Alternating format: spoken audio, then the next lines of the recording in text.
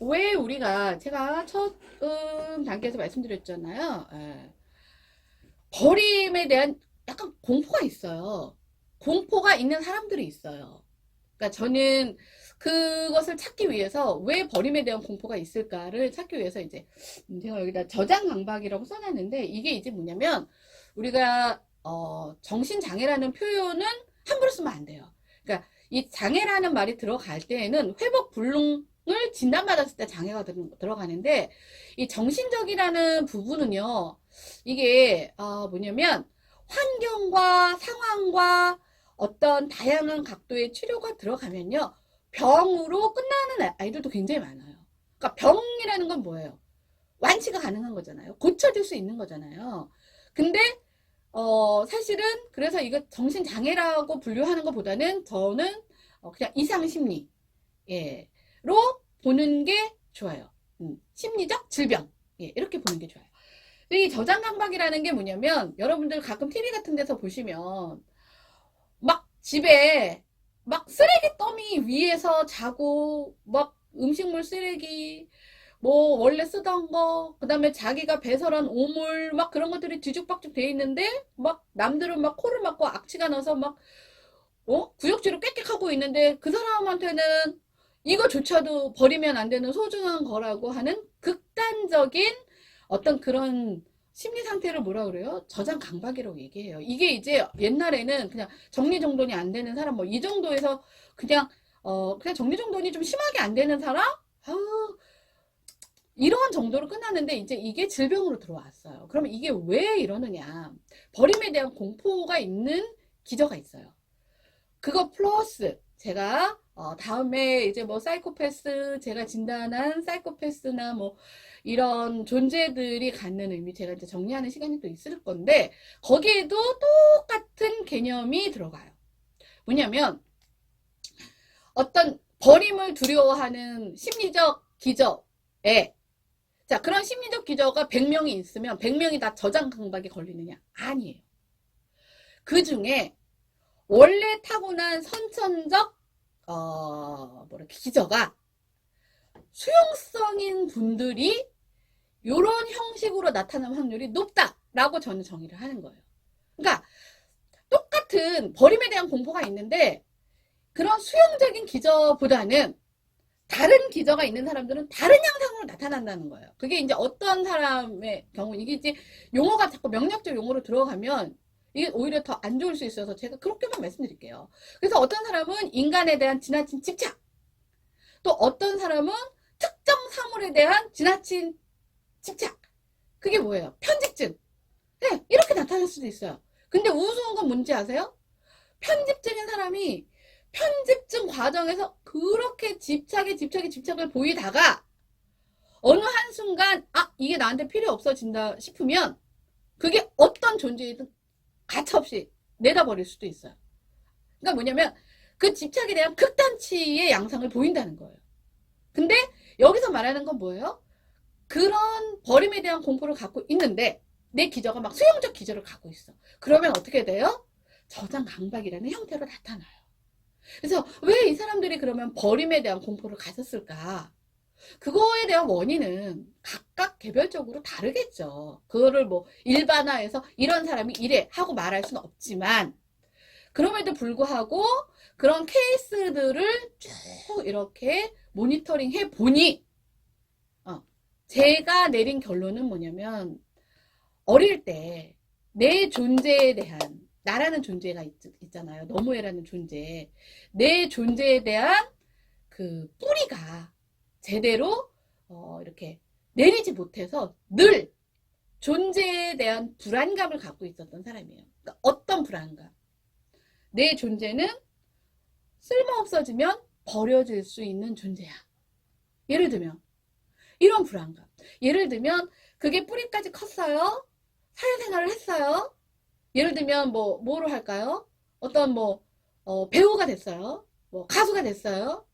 근데 딱 내가 잘 나갈 때는 그런 부분들을 사실 놓치지 않고, 왜냐면 잘 나가잖아. 바쁘잖아, 일단. 그리고 그것들을 채워줄 수 있는 보상들이 막 들어오잖아요. 그때 몰랐는데, 이제 하나둘 잊혀지고, 뭐 그거는 당연한 거 아니에요? 항상 성장기가 있으면 그 하락기가 있는 거고, 뭐 인상의 곡선이라는 게 절정이 있으면 항상 내리막길이 있는 건데, 이제 절정기를 올라가서 절정을 찍을 때까지는 내가 미처 못 누리다가, 느끼지 못하고 있다가 내려오는 단계에서 나타나는 버림의 공포가 어렵네? 저장 강박의 형식으로 나타나는 사람도 있고, 예. 이 저장 강박도요, 이 모금에 대한 지나친 중독이다. 저는 그렇게 개념해요. 그래서 그런 사람들이 뭔가를 하기 위해서 벌어지는 여러 가지 현상 중에 하나가 뭐 약물 중독, 뭐 알코올 중독, 뭐 게임 중독, 또 무슨 중독, 뭐 섹스 중독, 또 뭐가 있어요? 뭐 하여튼 있잖아요. 예, 이런 중독들이 있잖아요. 도박, 이런 것들이 뭐냐면 어떤 그 허전함에 대한 걸 메우는 내 공허한 심리. 그 다음에 버려지면 어떻게 돼요? 빚이요. 우리 정리하고 나면, 버리고 나면 어떻게 돼요? 이렇게 비어 있잖아요. 그 비움에 대한 뭔가로 딱 채워지는 건데, 그게 막 그 무차별적인 물건이나 사물에 대한 집착이 이제 저장 강박인 거예요. 그래서, 이런 부분들은 여러분들이 이제 뭐냐면, 여기 이미 오면요. 사실 다 되돌리기가 굉장히 어려워요. 그래서 항상 뭐를 하셔야 돼요? 우리 건강검진 하듯이 자기 검진을 반드시 하셔야 돼요. 이것들은요, 이미 가버리면 되돌릴 수는 없지만, 제가 아까도 말씀드렸잖아요. 이 정신적인 문제라는 건, 정신적인 호르몬이 문제가 생기면 호르몬에 적합한 약물을 처방하면은 개선될 확률이 높고요. 이게 심리적 요인으로 가는 것들은 환경과 상황과 교육과 이런 것들이 막 적절하게 들어가면 반드시 원상복귀 될 수 있는 소지가 굉장히 많은 요소예요. 그래서 여러분들이 제가 이런 말씀을 드리는 게 뭐냐면 그냥 이미 훅 빠져갖고 탁 닥치고 나서 치유하려면 굉장히 어렵기 때문에 중간 점검, 건강검진 하듯이 중간 점검 단계를 받아야 되는데 이 중간 점검 단계를 받는 과정이 아직까지는 없어요. 사실은 제가 이제 오늘도 그런 질문을 받았어요. 혹시 그 나를 찾아줘가 심리상담 센터인가요? 이렇게 질문을 받았어요. 당연히 심리상담 하죠. 네, 그건 기본이에요. 그 심리의 상담이라는 부분은요, 사실 가장 기본적이고 뭐 핵심적이고 뭐 그런 영역인 건 맞아요. 네, 그러다 보니 저희는 그건 기본적으로 합니다. 예, 그런데 보통 요 심리 상담만 하는 센터는요, 저희 아니어도 많아요. 뭐, 거기에 플러스 뭐 치료 이렇게 해갖고 하는 센터들도 많고요. 또 뭐 이제 아이들 위주인 센터 뭐 이렇게 많아요. 근데 저희는 그거는 이제 기본이니까 당연히, 당연히 하는 것이고, 사실 저는 그 위에, 여러분들 그 병원을 생각해 보시면 알 거예요. 이제 어떤 뭐 이렇게 동네 어떤 내과든 뭐 이런 병원들 중에 치료만 하는 병원도 있고, 그렇죠? 치료는 기본이고 건강검진도 하는 병원이 있잖아요. 저는 후자라고 말씀드리고 싶어요. 그래서 우리가 여태까지 사실 건강검진도요, 지금 굉장히 오랜 시간이 지나면서 처음에는 뭐 건강검진 뭐 하라고 뭐 이렇게 날라오고 이러면 아유 귀찮아 뭐 또 뭐 저녁부터 뭐 내시경 하려면 밥 굶어야 되는데 어쩌고 저쩌고 해서 귀찮아서 안 하던 사람들이 이제 이제는 여러분들이 아시잖아요. 2년에 한 번씩 뭐라고 강제하지 않아도 자발적으로 가서 검사 받으세요. 그걸 뭐 귀찮아서 안 해가 아니에요. 왜? 나 소중하잖아. 내 몸 소중하잖아요. 여태까지는 내 몸 소중한 것만 챙겼단 말이에요. 이제는 뭐도 챙겨야 돼요. 내 마음 소중한 것도 챙겨야 돼요. 왠지 아세요? 마음에서 오는 질병이 몸 자체가 그냥 발생되는 질병보다 오히려 더 많을 수도 있어요. 사실은. 이거에 대한 관계에는 뭐 제가 뭐 정확히 데이터를 말씀드릴 수는 없지만 마음이라는 게 그만큼 중요하다는 거예요. 그러면 저희는 어떤 걸 하겠느냐. 2년에 한 번 뭐 이렇게 건강검진 체크하듯이 아까 제가 이 저녁강박도 말씀드렸지만 이 이상심리라는 게요. 갑자기 어제까지 멀쩡했는데 자고 일어나 봤더니 훅! 이런 게 아니에요. 꾸준하게 중간 단계라는 걸 반드시 거치게 돼 있어요. 그래서 요 정도 되면은 위험한 수위가 왔구나라는 게 분명히 우리가 체크를 통해서 관리를 하셔야 돼요. 그러면 그 이상 단계까지 안 가요. 몸보다 오히려 더 어떤 이 심리라는 과정은요, 훨씬 더 그것들이 효과적이에요. 그래서 저는 사실 궁극적인 목표는 심리 상담은 당연히 기본적으로 뭐 이런 병원의 목적이 사람을 고치는 게 기본적인 목적이면 저희 같은 경우에서도 심리를 다루는 입장에서는 상담은 기본이에요.